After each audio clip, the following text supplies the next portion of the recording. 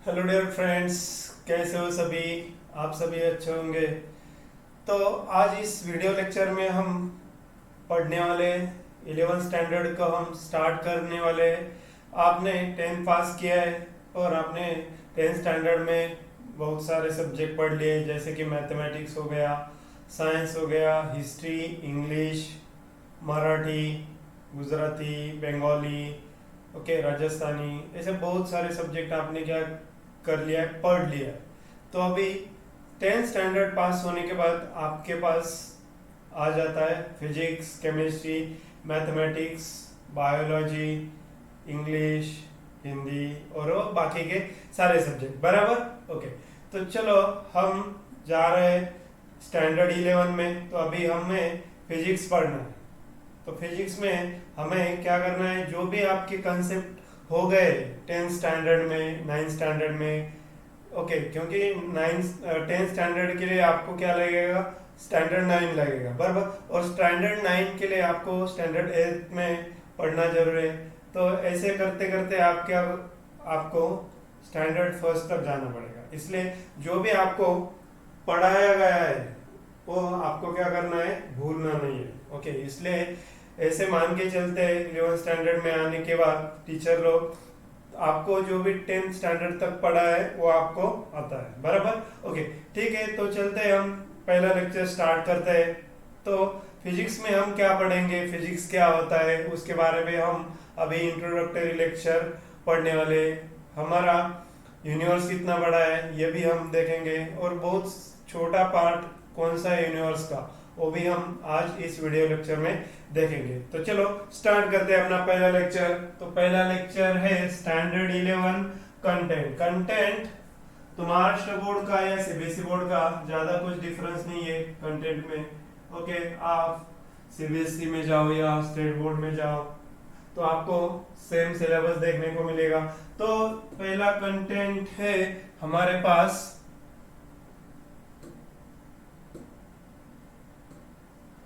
तो ये दिया हुआ है स्टेट बोर्ड का, महाराष्ट्र बोर्ड ने ये कंटेंट दिया है। कंटेंट्स मतलब हमें कौन से चैप्टर होंगे, ओके, कौन से चैप्टर पढ़ने हैं। ओके, तो कौन से चैप्टर कितने मार्क्स के लिए, ये 11th स्टैंडर्ड का है। आप प्लेलिस्ट में जाके आप 12th स्टैंडर्ड का भी देख सकते हो अगर आप 12th स्टैंडर्ड में हो। ओके, तो पहला चैप्टर आता है हमारा यूनिट एंड मेजरमेंट। इसमें हम यूनिट्स क्या होता है, मेजरमेंट क्या होता है, ओके, पेजेस है 15 पेजेस से चैप्टर टोटल। दूसरा चैप्टर है मैथमेटिकल मेथड्स, दूसरा चैप्टर है मैथमेटिकल मेथड्स, उसमें पेजेस है 16 से 29, 16 से 29 तक पेजेस है। थर्ड चैप्टर है motion in a plane, particle का मोशन क्या है, प्लेन में। ओके, यहाँ पर पेजेस के नंबर दिए, आप स्क्रीनशॉट निकालो या अपना नोटबुक बनाओ अच्छा सा बड़ा वाला, और उसमें क्या करो, चैप्टर के नाम लिखो। तो फोर्थ आता है लॉज ऑफ मोशन, फिफ्थ आता है ग्रेविटेशन, सिक्स आता है mechanical properties of solid, seven आता है thermal properties of matters. Okay, matters क्या होता है ये हम इस लेक्चर में पढ़ने वाले। एट है साउंड, नाइन है ऑप्टिक्स, 10 है इलेक्ट्रोस्टैटिक्स, 11 है electric current through the conductor. Okay, आपके घर में भी इलेक्ट्रिसिटी है तो वो कंडक्टर क्या होता है, इलेक्ट्रिक करंट क्या होता है। ओके, नेक्स्ट चैप्टर है chapter number 13 electromagnetic waves and communication system. Next है सेमीकंडक्टर डिवाइस। सेमीकंडक्टर डिवाइस तो आज हर एक बच्चा, हर एक आदमी क्या करता है, यूज करता है। सेमीकंडक्टर डिवाइस मतलब laptops, computers, LEDs etcetera, all are the semiconductor device.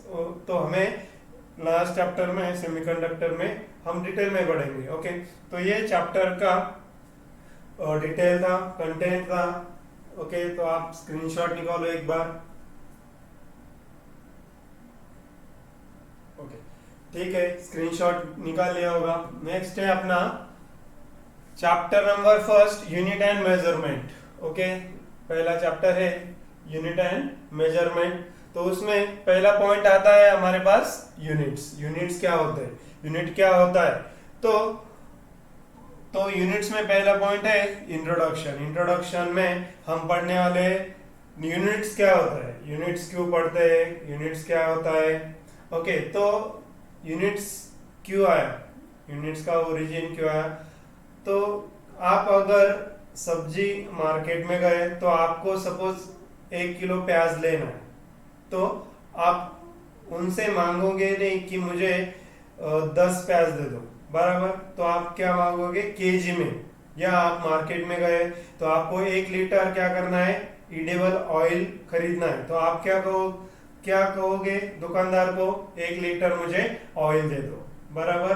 तो वैसे ही तो हमें जब मार्केट में जाते हैं हम, तब हमें कुछ यूनिट यूनिट लगता है, तो उसको हम कहेंगे यूनिट। जो भी आपको खरीदना है, या आपको सपोज कपड़ा खरीदना है, बराबर? तो कपड़ा खरीदने वक्त आपको क्या करना है, कुछ यूनिट्स बताना होता है। जैसे कि आपको 2 मीटर का कपड़ा लेना है, बराबर? तो आप क्या कहोगे, 2 मीटर का कपड़ा दीजिए। तो वैसे ही यूनिट, मीटर क्या है, यूनिट, किलोग्राम, लीटर, ये क्या है, यूनिट्स। तो इसका ओरिजिन ये है कि आप जब भी कोई ट्रांजैक्शन या आपको कुछ पूछना है, तो आप क्या करोगे, यूनिट्स यूज करोगे, बराबर? यूनिट समझ में आया? ओके।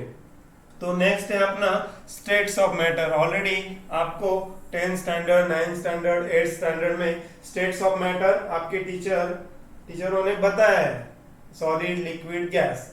तो स्टेट्स ऑफ मैटर आपको इतने ही पता होते हैं। तो स्टेट्स ऑफ मैटर एक्चुअली होते हैं ज्यादा। तो कौन से, इसमें बहुत सारे स्टेट्स ऑफ मैटर है। तो आपको नेक्स्ट आता है plasma. Next state of matter क्या आता है, प्लाज्मा। नेक्स्ट आता है, फिफ्थ वन आता है बोस-आइंस्टाइन कंडेंसेशन स्टेट। बोस-आइंस्टाइन कंडेंसेशन स्टेट, ये भी क्या है, स्टेट्स ऑफ मैटर है। ओके, आपको सिर्फ प्लाज्मा तक ही 11 या 12 में जब फिजिक्स पढ़ोगे, आपको प्लाज्मा तक ही आपको पढ़ना है। बोस-आइंस्टाइन कंडेंसेशन स्टेट वो नहीं पढ़ना है। तो आपको सॉलिड, लिक्विड, गैस और प्लाज्मा, इतना ही आपको क्या करना है, याद रखना है। तो एक्चुअली बहुत सारे स्टेट्स ऑफ मैटर होते हैं। तो यूनिट्स, एक ऑब्जेक्ट लिया आपने, बराबर? सपोज आप मार्केट में गए, आपको कुछ बनाना है, तो आपने ऑब्जेक्ट लिया, तो आपको उसके डायमेंशन पता होना चाहिए। डायमेंशन मतलब उसका लेंथ कितना है, उसका हाइट कितना है, उसका विड्थ कितना है, बराबर? तभी सामने वाले को क्या क्या समझेगा कि आपको क्या चाहिए, बराबर? कितने डायमेंशन का आपको ऑब्जेक्ट चाहिए। तो इस ऑब्जेक्ट में आपको लेंथ दिया है ऑब्जेक्ट का 2 मीटर, कितना दिया है, 2 मीटर। उसका वेट दिया है 0.5 सेंटीमीटर या 0.5 मीटर। ओके, तो ये पहला है अपना ऑब्जेक्ट। तो ऑब्जेक्ट मेजर करने के लिए हमें किसकी जरूरत पड़ी, यूनिट्स की।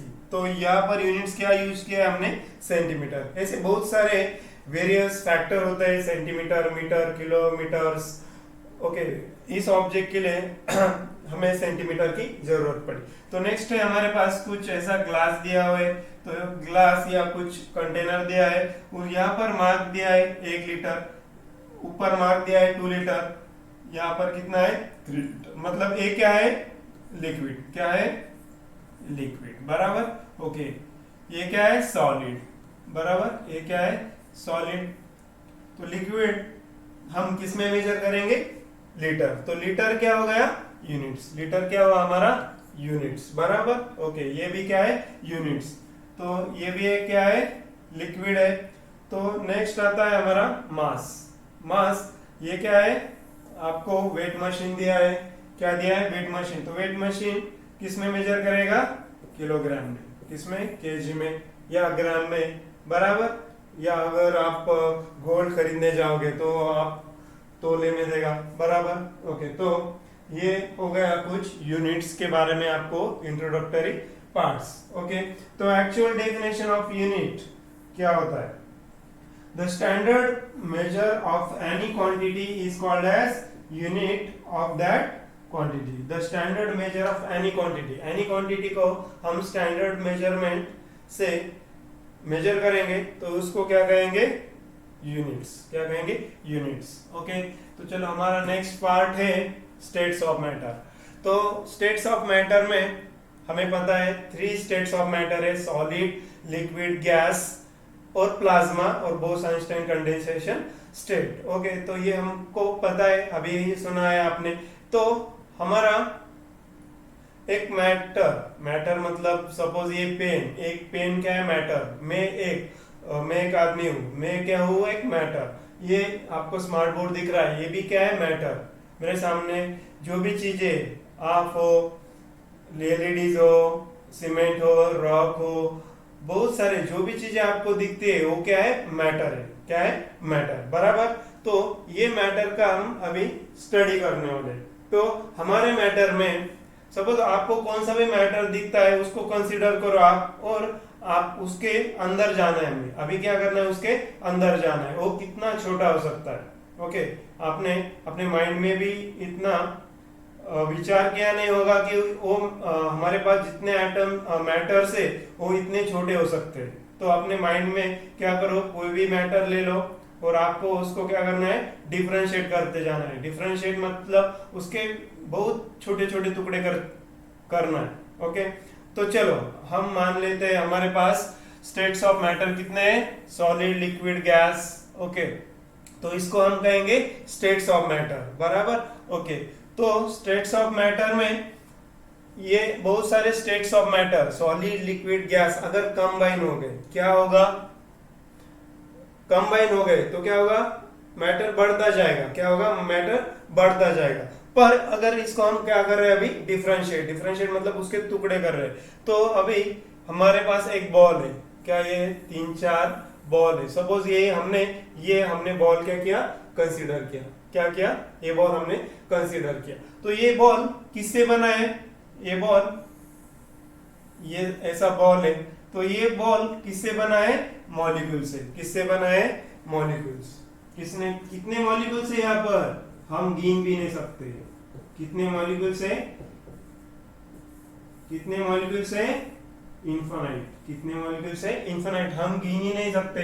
इतने सारे मॉलिक्यूल्स क्या है? कंबाइन हुए और ये क्या बना? एक बॉल बन गया। तो यहाँ पर ये क्या है? बहुत सारे ऐसे मॉलिक्यूल्स है, यहाँ पर भी ऐसे मॉलिक्यूल्स कंबाइन हो गए तो हमारा क्या बनेगा? ऐसा बॉल बनेगा। एक ही बॉल बनेगा। ऐसे इनफाइनाइट क्या है? यहाँ पर मॉलिक्यूल्स है। कितने हैं? इनफाइनाइट। हम गिन ही नहीं सकते। ओके, तो इसको हम क्या कहेंगे? मॉलिक्यूल्स। क्या कहेंगे? मॉलिक्यूल्स। तो एक मॉलिक्यूल ऐसा होता है। एक मॉलिक्यूल कैसा होता है? इसमें से हमने एक ही मॉलिक्यूल लिया। कितना लिया? इतना ही मॉलिक्यूल लिया। यहाँ पर इनफाइनाइट है तो एक ही कंसीडर किया, तो ये कैसे दिखेगा? ऐसा दिखेगा। तो एक मॉलिक्यूल्स किससे बना है? एटम से। किससे? बहुत सारे एटम से बना है। मिनिमम 2 एटम्स चाहिए। तो यहाँ पर कितने एटम्स है? बहुत सारे एटम्स है। तो ये एटम्स कंबाइन हुए, क्या बन गया? मॉलिक्यूल्स। मॉलिक्यूल्स कंबाइन हो गए, क्या बना?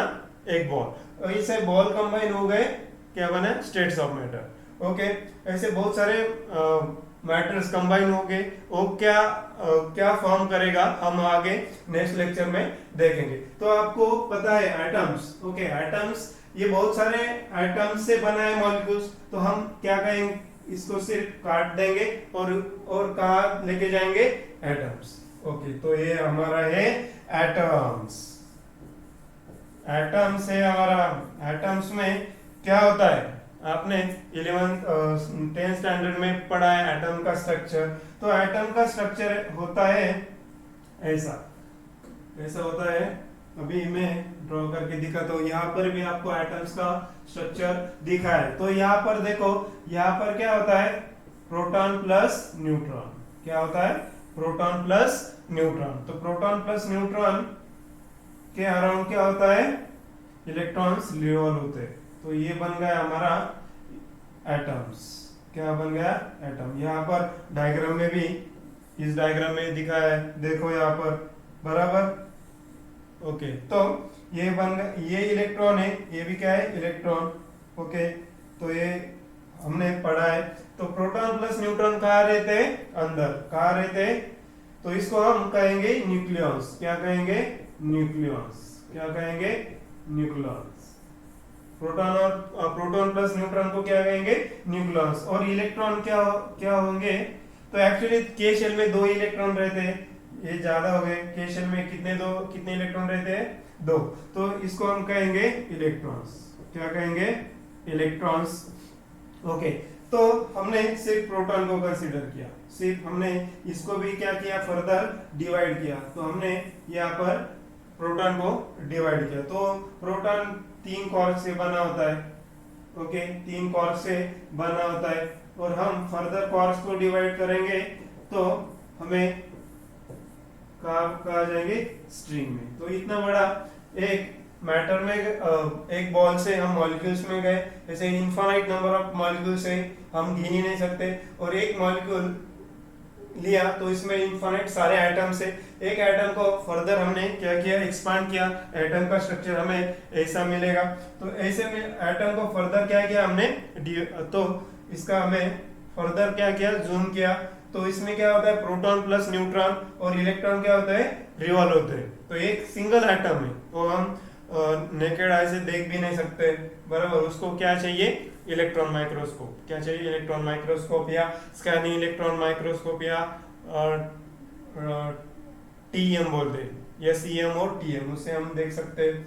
नेक्स्ट है, फर्दर हमने प्रोटॉन या न्यूट्रॉन और इलेक्ट्रॉन को फर्दर क्या किया, डिवाइड। तो वो किससे बना होता है, क्वार्क्स के। और एक क्वार्क्स को हमने फर्दर डिवाइड किया तो हम कहा जाएंगे स्ट्रिंग। तो एक्चुअली इस थ्योरी को प्रूफ नहीं है, तो ठीक है, तो बाकी फ्यूचर में आ सकता है। अभी हमें सिर्फ क्वार्क्स या उसके सब एटॉमिक पार्टिकल से क्वार्क्स, तो या वहां तक ही हम पढ़ सकते हैं। तो नेक्स्ट है, इतने छोटे, तो इसमें भी यही स्ट्रक्चर है। आपने कौन सा भी मैटर लिया, आपको दिखता है अपनी बॉडी, तो सेम आपके बॉडी में भी ये क्या है, कोई भी चीज ले लो आपको, उसमें ये स्ट्रक्चर मिलेगा। तो अभी हम जाते हैं नेक्स्ट स्लाइड में। तो अपना यूनिवर्स बोलते हैं हम, बहुत सारे लोग बोलते हैं युनिवर्स है, मराठीमध्ये म्हणतात हे विश्वाची माझे घर। तर हे विश्वाची माझे घर नेमकी किती मोठा आहे ते आपण या लेक्चर मध्ये बघूया। ओके, चलो लेट्स स्टार्ट करते। तो हमारे पास है states of matter. Okay, states of matter अभी हमने पढ़ लिया है। तो ऐसे स्टेट ऑफ मैटर क्या हो गए, कंबाइन हो गए। तो पेन हो गया, फ्लोर हो गया, चेयर हो गया, ओके, आदमी, बहुत सारे ऐसे आदमी, बिल्डिंग्स, बहुत सारे ऐसे कंबाइन होने के बाद, वाटर, एयर, गैस, ऐसे कंबाइन होने के बाद क्या बना, हमारा पुणे बना। ओके, ये दिख रहा है हमें पुणे। तो पुणे में ये दिख रहा है बिल्डिंग है, यहाँ पर सीमेंट है, यहाँ पर फ्लैग है, स्टील का है, किसका है, तो ये सारे क्या है, मैटर्स है। तो यहाँ पर हवा है, ये भी क्या है, स्टेट्स ऑफ मैटर। ओके, तो ये पुणे है। तो ऐसे पुणे जैसे बहुत सारी सिटीज है, बराबर है। जैसे कि क्या है, पुणे क्या है, डिस्ट्रिक्ट है। क्या है, डिस्ट्रिक्ट है। तो डिस्ट्रिक्ट में बहुत सारे क्या है, तालुकाज है। तालुकाज में क्या है, बहुत सारे गांव है, वो गांव में भी बहुत सारे खेड़े है, राइट। तो अभी तो ये पुणे डिस्ट्रिक्ट है। तो पुणे जैसे बहुत सारी सिटीज है, पुणे एक सिटी है, डिस्ट्रिक्ट है। ऐसे सिटीज अगर कंबाइन हुए तो हमारा क्या बनेगा, स्टेट। क्या बनेगा, स्टेट। क्या बनेगा, महाराष्ट्र स्टेट। तो पुणे, औरंगाबाद, नासिक, ओके, ये नासिक है, बराबर। नासिक है, ठाणे, रायगढ़ है, ऐसे बहुत सारे सिटीज कंबाइन होके क्या बना, हमारा स्टेट, महाराष्ट्र स्टेट। तो ऐसे स्टेट अगर कंबाइन हुए तो क्या बनता है, अभी आपको पता है, स्टेट कंबाइन होने के बाद हमारा इंडिया बना है, भारत देश महान। हमारा इंडिया हमेशा महान है, हमेशा महान रहेगा। तो ऐसा क्या बना हमारा इंडिया। तो इंडिया, ऐसे इंडिया जैसे बहुत सारे क्या है, कंट्रीज है, बराबर। जैसे कि आपको पता है, अभी फुटबॉल का मैच देखते हो आप, अर्जेंटीना हो गया, अर्जेंटीना ने क्या किया, फुटबॉल मैच जीत लिया। तो फ्रांस, जर्मनी, यूएसए, यूके, ऐसे बहुत सारे क्या है, कंट्रीज, अगर वो कंबाइन हो गए तो क्या बनता है, कॉन्टिनेंट। क्या बनता है, कॉन्टिनेंट। तो ये हम एशिया कॉन्टिनेंट में आते हैं। ओके, चेक स्पेलिंग, कॉन्टिनेंट आ गया। तो ये रशिया, कजाकिस्तान, मंगोलिया, चाइना, ये क्या है, कंट्रीज। ऐसे कंट्रीज कंबाइन हुए तो क्या बनता है, कॉन्टिनेंट। तो ऐसे बहुत सारे कॉन्टिनेंट, जैसे कि अमेरिका, ऑस्ट्रेलिया, एशिया, ऐसे कंबाइन हुए तो हमारा ये बना अर्थ, जिसको हम कहते हैं वर्ल्ड। क्या कहते हैं, वर्ल्ड, इतना भी छोटा नहीं है यूनिवर्स, ये सिर्फ अर्थ बना है। क्या है? अर्थ, पृथ्वी है। ओके, तो पृथ्वी मतलब ये क्या है? प्लैनेट्स। क्या है? प्लैनेट्स। तो प्लैनेट्स कंबाइन होने के, ऐसे बहुत सारे प्लैनेट्स कंबाइन या वर्ल्ड्स कंबाइन होने के बाद क्या बनता है? अपना सोलर सिस्टम। क्या बनता है? Solar system. ओके, तो यहाँ पर अर्थ है, वेनस है, मर्क्यूरी है, यहाँ पर सन, ये क्या है? स्टार। सन क्या है? स्टार। प्लैनेट है, प्लैनेट नहीं है, बराबर। यहाँ पर है Jupiter, Saturn, Uranus and Neptune, बराबर। ये क्या है? ये बनने के बाद क्या बना हमारा? Solar system. ओके, तो नेक्स्ट क्वेश्चन आपके माइंड में आया होगा कि सोलर सिस्टम कंबाइन होने के बाद क्या बनता है। तो सोलर सिस्टम कंबाइन होने के बाद क्या बनता है? अभी आप ही बताओ, आपने मोबाइल भी यूज किया है, उसका सैमसंग गैलेक्सी। क्या है? Samsung Galaxy. तो सैमसंग गैलेक्सी नहीं है तो इसको हम कहेंगे सिर्फ गैलेक्सी। क्या है? गैलेक्सी। इस गैलेक्सी में इतने सारे प्लैनेट्स है, इतने सारे स्टार्स रहेंगे, तो हम उसको मेजर भी नहीं कर सकते, काउंट भी नहीं कर सकते। तो ये बन गया हमारा गैलेक्सी। क्या बन गया? गैलेक्सी। तो आपके माइंड में फिर से क्या बना? क्वेश्चन बना होगा। तो क्या क्वेश्चन बना होगा? ऐसे बहुत सारे गैलेक्सीज कंबाइन होके क्या बनेगा? तो ऐसे बहुत सारे गैलेक्सीज कंबाइन होके क्या बनता है हमारा? क्या बनता है? सोलर सिस्टम, बराबर। सॉरी, सोलर सिस्टम बनता है। ऐसे सोलर सिस्टम कंबाइन होने के बाद, सॉरी सोलर नहीं, ऐसे गैलेक्सीज कंबाइन होने के बाद क्या बनता है? यूनिवर्स। क्या बनता है? यूनिवर्स। तो यूनिवर्स, पैरेलल यूनिवर्स का भी कंसेप्ट आता है, वो हम नेक्स्ट लेक्चर में पढ़ेंगे। तो हमारा यूनिवर्स इतना बड़ा है कि हम उसमें यहाँ पर है अर्थ के, यहाँ पर कई तो है, और ये यहाँ पर इतने सारे प्लैनेट्स अर्थ से, तो हम मेजर भी नहीं कर सकते। तो हम यही क्या करेंगे? फिजिक्स में पढ़ते हैं। फिजिक्स में यही हम चीजें क्या करते हैं? पढ़ते हैं। जैसे कि फैन रोटेट क्यों हो रहा है, इलेक्ट्रिसिटी कैसे जनरेट होती है, कितने सारे प्लैनेट्स कितने स्पीड से मूव हो सकते हैं, और से अगर सैटेलाइट बाहर छोड़ना है तो उसको कितनी वेलोसिटी देनी पड़ती है, यही चीजें हम क्या करते हैं? फिजिक्स में पढ़ते हैं। जो भी चीजें आपको पता नहीं है या आप उसको खोज करना चाहते हैं, तो वही क्या है? फिजिक्स। ओके, तो चलो हमारा नेक्स्ट टॉपिक है सिस्टम ऑफ यूनिट्स। ओके, तो सिस्टम ऑफ यूनिट्स, अभी हमने देखा कि हमें कुछ मेजरमेंट की जरूरत है। अगर कुछ मेजर करना है तो हम कौन सा कंसेप्ट यूज करते हैं? यूनिट्स। ओके, तो सिस्टम ऑफ यूनिट्स 4 टाइप के होते हैं। तो पहला सिस्टम है बहुत इंपॉर्टेंट, यही क्या है? फिजिक्स में चलता है, बाकी के ज्यादा चलते नहीं है। SI system. कौन सा है? SI system. इसको ही याद रखना है, बाकी 2-3 है उसको ज्यादा यूज नहीं करेंगे हम। यही क्या है? इंपॉर्टेंट है, इसको ही हम भूल जाते हैं, बहुत सारे बच्चे इसको ही भूल जाते हैं। पर यही क्या है? एसआई सिस्टम ऑफ इंटरनेशनल उसको कहते हैं। ओके, तो सिस्टम ऑफ इंटरनेशनल हम पढ़ने के बाद system of length, mass and time, system of SI system में हम लेंथ, मास एंड टाइम का ही यूज करेंगे। तो नेक्स्ट आता है दूसरा सिस्टम देखेंगे हम। Okay, MKS system. दूसरा है एमकेएस सिस्टम। दूसरा कौन सा सिस्टम है? MKS. M stands for mass. Okay, M stands for mass. Film वाला मास नहीं, यहाँ पर मास अलग है। मास मतलब मराठी में वस्तुमान। तो मास केजी में मेजर करेंगे।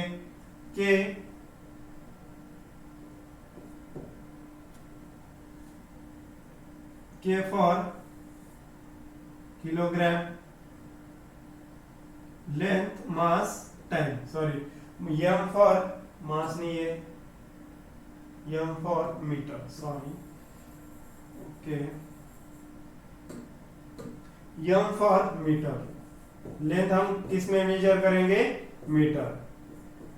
ओके, स्मॉल एम से हम डिनोट करेंगे, और हम लेंथ मेजर करेंगे मीटर में। दूसरा है के stands for kilogram.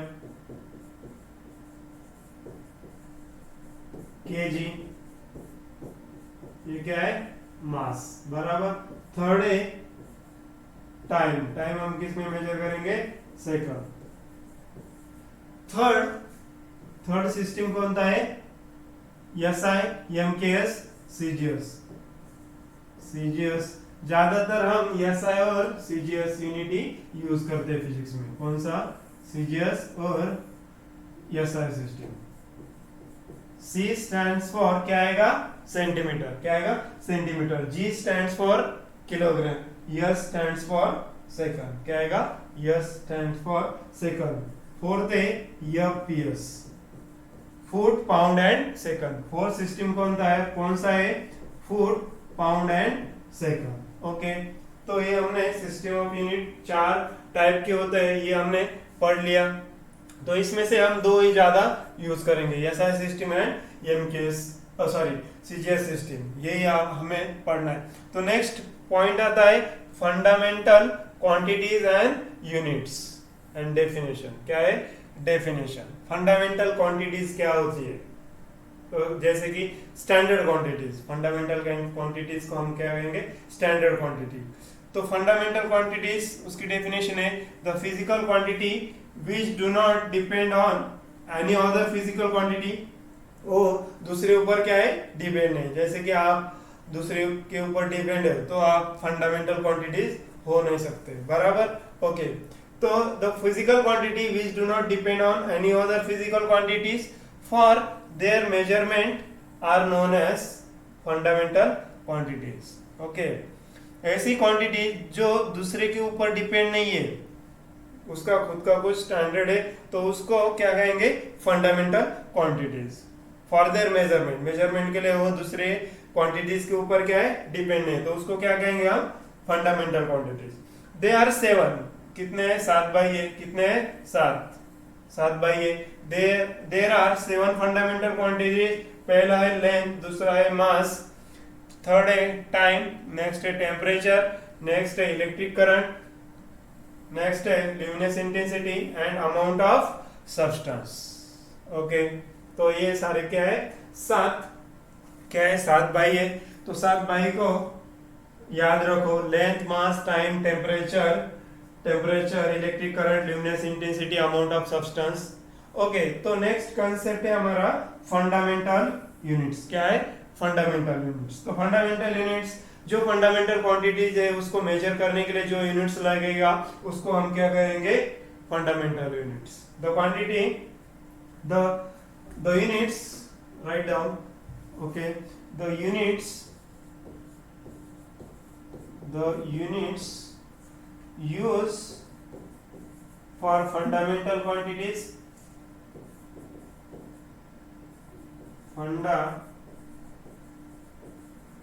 mental quantities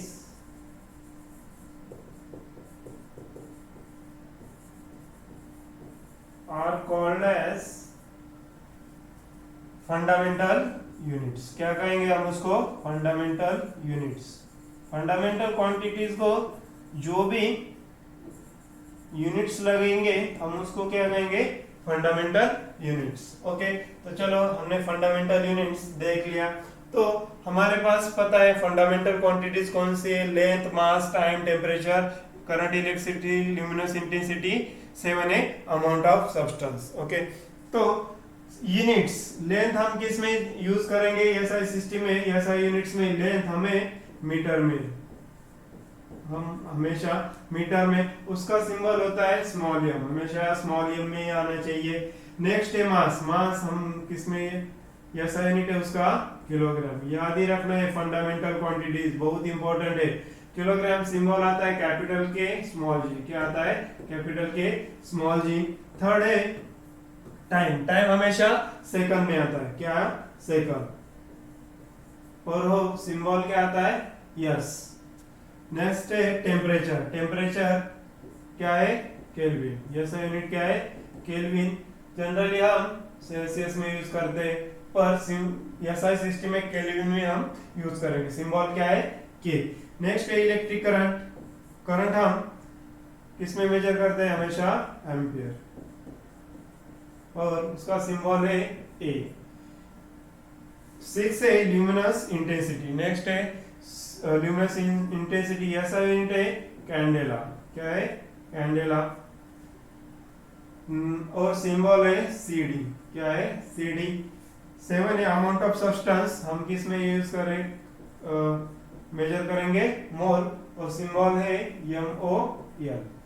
तो ये हमने पढ़ लिया फंडामेंटल क्वांटिटीज। तो फंडामेंटल क्वांटिटीज याद रखो, हमें नेक्स्ट कंसेप्ट में उसका जरूरत होगा। नेक्स्ट है डिराइव क्वांटिटी। नेक्स्ट क्या है? Derive quantity. डिराइव मतलब हमें डिराइव करना है। क्या करना है? डिराइव करना है, क्वांटिटीज डिराइव करना है। पर किससे? Fundamental quantities. फंडामेंटल क्वांटिटीज से हमें क्या करना है?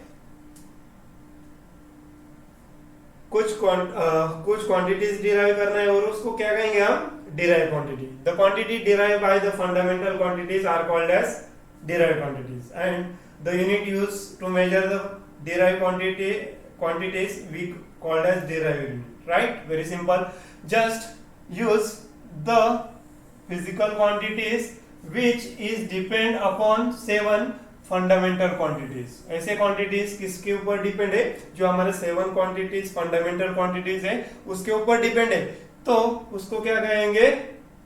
Derive quantity. और जो यूनिट यूज होगा फंडामेंटल क्वांटिटीज मेजर करने के लिए उसको हम क्या कहेंगे? Derive units. क्या कहेंगे? Derive units. For example velocity. तो हम वेलोसिटी के एग्जाम्पल से हम देख लेते हैं कि कौन से फंडामेंटल यूनिट्स हमें लगेंगे वेलोसिटी के। तो हमें पता है velocity equal to displacement upon time. Right? Displacement upon time. Speed equal to क्या होता है? Distance upon time. क्या होता है? Distance upon time. ओके, तो डिस्प्लेसमेंट हम यहाँ पर मान लेते हैं S. Displacement generally S letter से डिनोट करते हैं, और टाइम टी से। यहाँ पर एरो क्यों लिखा हमने? तो यहाँ पर एरो क्यों लिखा? क्योंकि यह डिस्प्लेसमेंट क्या है? वेक्टर क्वांटिटी, वो हम नेक्स्ट चैप्टर में पढ़ेंगे। यहाँ पर यस भी लिखा तो अभी चलेगा। तो डिस्प्लेसमेंट हम किस में मेजर करेंगे? लेंथ में। बराबर। लेंथ के डायमेंशन और डिस्प्लेसमेंट के डायमेंशन क्या है? Same, metre. और टाइम किस में मेजर करेंगे? सेकंड। तो ये क्या हो गया? मीटर क्या हो गया? Fundamental units. Right? Fundamental units. And यहां पर टाइम भी क्या है? Fundamental units. राइट? क्या है? Fundamental units. तो फंडामेंटल यूनिट्स को हमने किससे डिवाइड किया? फंडामेंटल यूनिट से। तो हमारा वेलोसिटी का यूनिट क्या हुआ? मीटर पर सेकंड। पर ये क्या है? Derive quantities. वेलोसिटी क्या है? Derive quantities. और डिराइव यूनिट क्या है? मीटर पर सेकंड। आया ध्यान में? तो फंडामेंटल क्वांटिटीज है displacement upon time. Fundamental quantities क्या है? Displacement and time. बराबर। तो इस दोनों को डिवाइड किया तो हमें कौन सा क्वांटिटी मिला? वेलोसिटी। और वेलोसिटी को क्या कहेंगे? Derive quantities. क्या कहेंगे? Derive quantities. आया समझ में? तो नेक्स्ट एग्जांपल दिया है मोमेंटम। क्या है? मोमेंटम हम कौन से लेटर से डिनोट करेंगे? पी लेटर से। कौन से? पी। उसका फॉर्मूला होता है momentum equal to mass into velocity. क्या होता है? Mass into velocity. Okay, therefore mass हम एम लेटर से डिनोट करते हैं और वेलोसिटी v से। कौन से? v से। बराबर। अभी यहाँ पर v equal to s by t। Displacement upon time. Velocity क्या हो गई? Derive quantities. वेलोसिटी क्या हो गई? Derive quantities.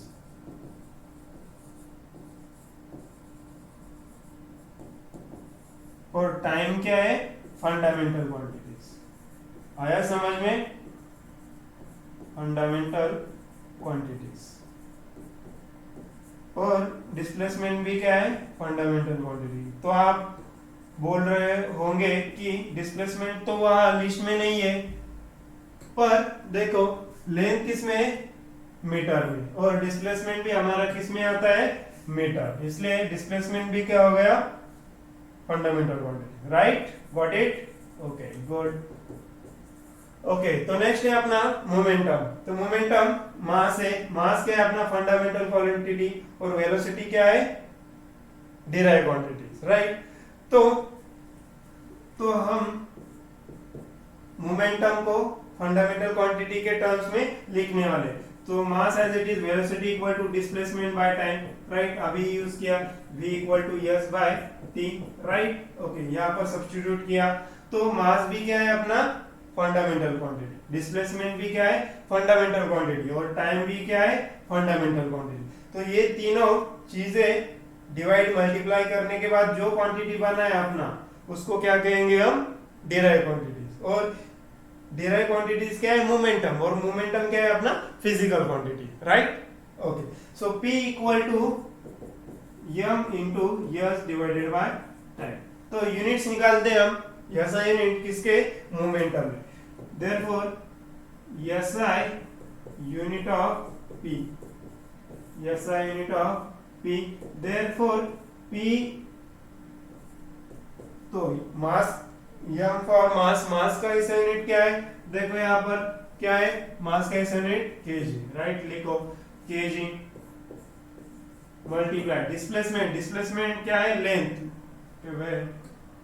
डिस्प्लेसमेंट क्या है, लेंथ, लेंथ किस में हम मेजर करेंगे, मीटर, और टाइम हमेशा सेकंड में आता है, kg मीटर पर second, this is the dimension of the momentum, right, got it, very simple. ज्यादा आपको क्या करना है, दिमाग लगाना नहीं है, सिर्फ क्या करना है, मल्टीप्लाई डिवाइड, और आप SI यूनिट फाइंड आउट कर सकते हो, बराबर, ओके।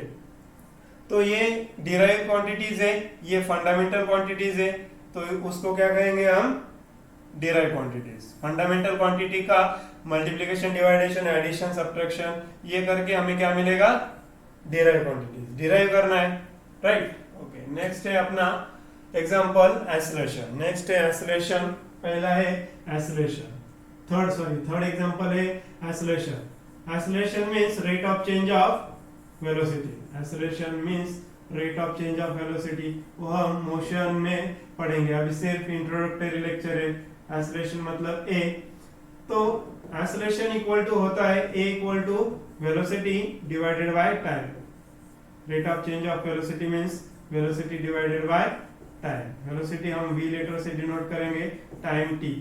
तो एक्सेलरेशन क्या है अपना, डिराइव क्वांटिटी बन गया, क्योंकि वेलोसिटी भी क्या है, डिराइव क्वांटिटी, और डिराइव क्वांटिटी को डिवाइड बाय टाइम किया तो क्या बनेगा अपना acceleration, right, okay.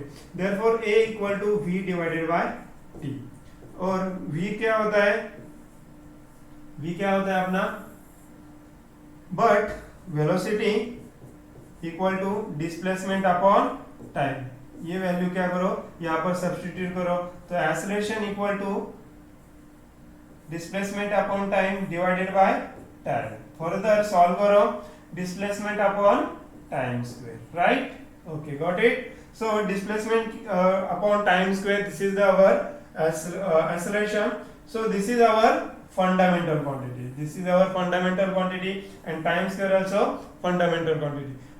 Time square t square क्यों फंडामेंटल क्वांटिटीज आएगा, क्योंकि fundamental quantities into fundamental quantities क्या आएगा, हमेशा फंडामेंटल क्वांटिटी, तो एक्सेलरेशन भी क्या आएगा, डिराइव क्वांटिटीज, क्यों, क्योंकि फंडामेंटल क्वांटिटी, दो फंडामेंटल क्वांटिटीज क्या हुई, डिवाइड, इसलिए क्या आएगा, acceleration is a derive quantity, not fundamental.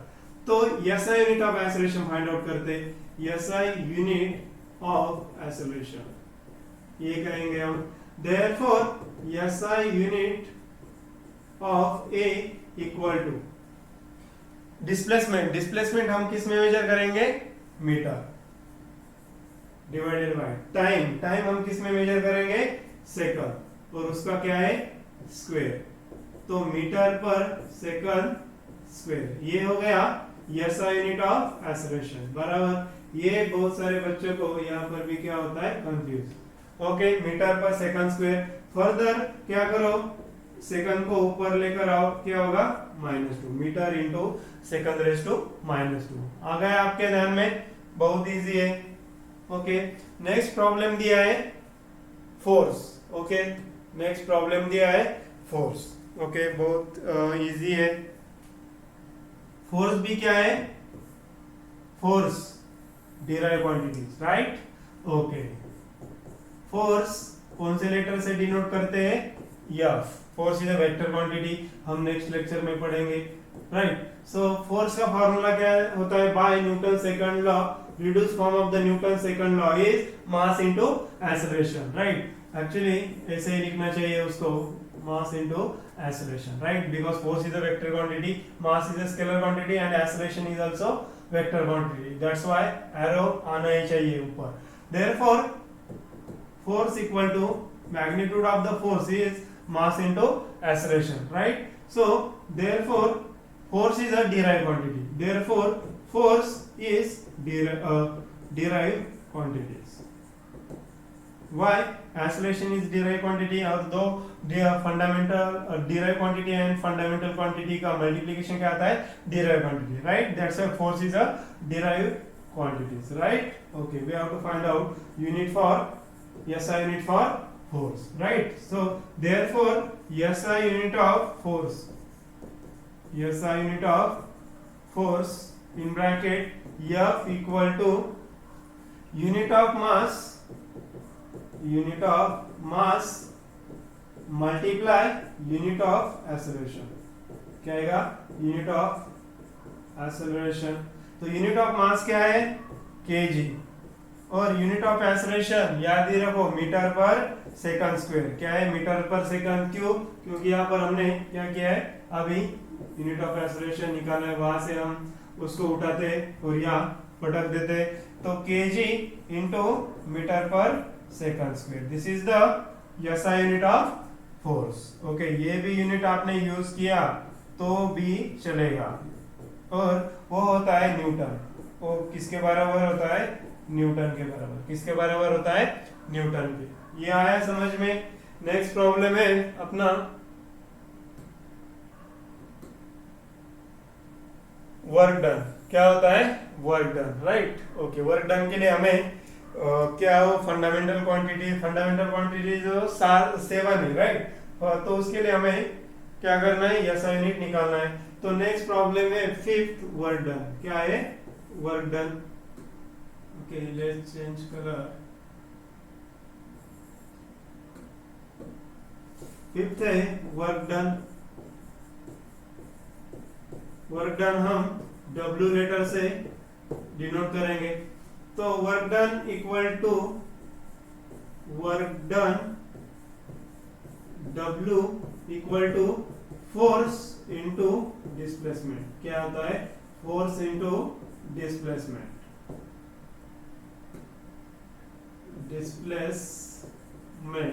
That is W equal to force is a vector quantity and displacement is also vector quantity. दो वेक्टर का अगर डॉट प्रोडक्ट किया तो क्या आता है? Scalar. Work done is a scalar quantity, right? वो हम नेक्स्ट चैप्टर में पढ़ेंगे, right? Okay, let us find out SI unit of work done. SI unit of work done W, which is equal to SI unit of force, right? SI unit of force into SI unit of displacement, right? SI unit of force is क्या है? kg into metre पर second square. kg into metre पर second square. यहाँ पर उसको उठाया और यहाँ पटक दिया, राइट? क्योंकि फोर्स का यूनिट कितना है? kg मीटर पर सेकंड स्क्वायर। लिख दिया। SI unit of displacement is metre. क्या है? मीटर। kg इंटू मीटर क्या आएगा? Metre square, right? Divided by second square. Okay, और वो होता है जूल के बराबर। किसके बराबर होता है? जूल के, क्योंकि work done is nothing but the energy, and energy का यूनिट होता है जूल, बराबर? Okay, therefore SI W equal to kg meter square divided by second square, which is joule, right? Okay, next problem, pressure, right? Next है pressure. 6 problem है pressure. उसके लिए हमें SI unit find out करना है. Pressure means force upon area, वो अपने 10th standard में पढ़ा है। तो pressure P equal to force upon area, force per unit area, right? Force is a vector quantity and area is a scalar, right? Okay, therefore pressure equal to force upon area. Pressure is derived quantity, force is derived quantity, and area is also derived area is fundamental quantity, right? Okay, why fundamental? Because not fundamental, metre into metre, okay, वो क्या हो गया, derive, okay, ठीक है। Therefore pressure equal to unit of force divided by unit of area. Pressure of force क्या आएगा, क्या होता है फोर्स